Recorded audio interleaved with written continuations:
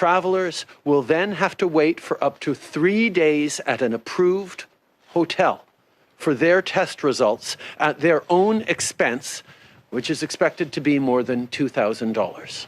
Justin Trudeau says, rules for thee, not for me. Hi, I'm Brian Lilley, political columnist with the Toronto Sun.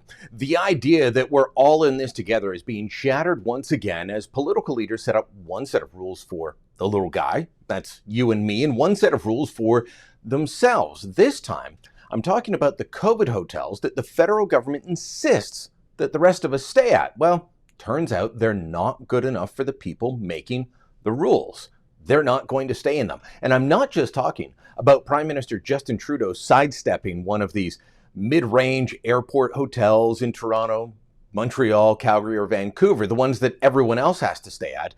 It's his whole entourage who get to skip the unpleasant experience. That includes members of the media, not just his staff, but members of the media who will travel with Trudeau for the G7 summit in Britain later this week. Forget about it for them. No crowded quarters with brown bananas and a stale sandwich in a brown paper bag.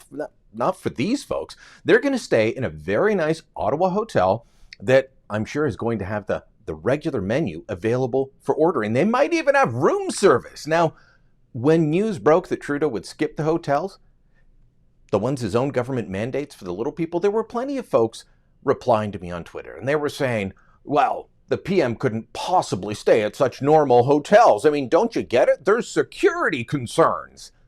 These people have obviously never stayed in the same hotel as a prime minister or covered our national leaders at conferences or traveled with the PM, whereas I have.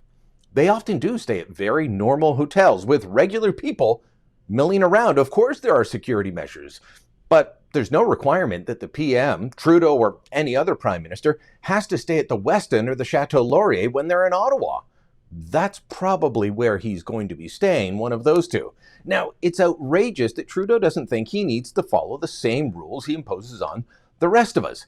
Still, even if you did buy the idea that the PM needs special consideration, what about all of his staff members coming back or the traveling members of the media? Why aren't they staying at the Best Western out by the airport? Why don't they have to pay $2,000 for 3 nights at a mediocre hotel with bad food and no room service instead of staying in luxury?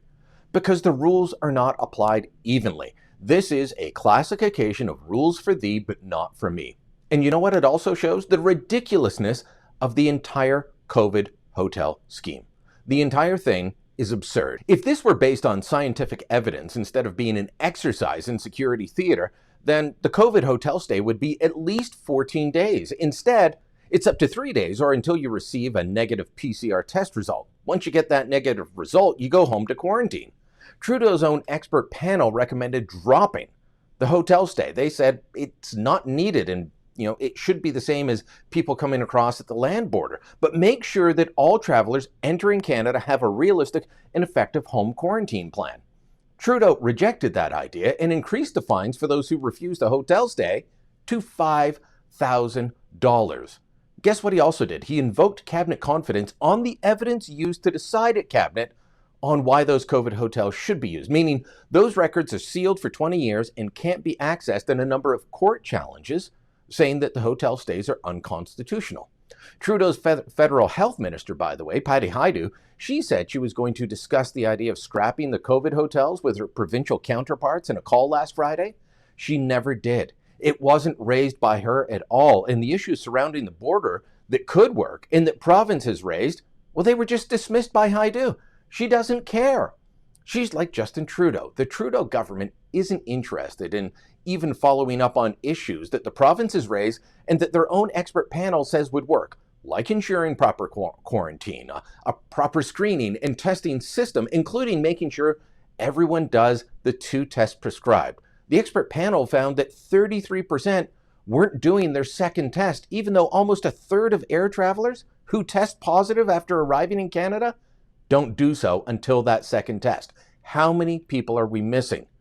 Trudeau isn't interested in doing things that will work to stop COVID-19 when it comes to the border. He's only interested in security theater and putting ordinary Canadians through conditions he would never put up with himself. Let me know what you think. Leave a comment down below, post this to Facebook, to Twitter, Email it to your Aunt May and Whitby. Help get the word out.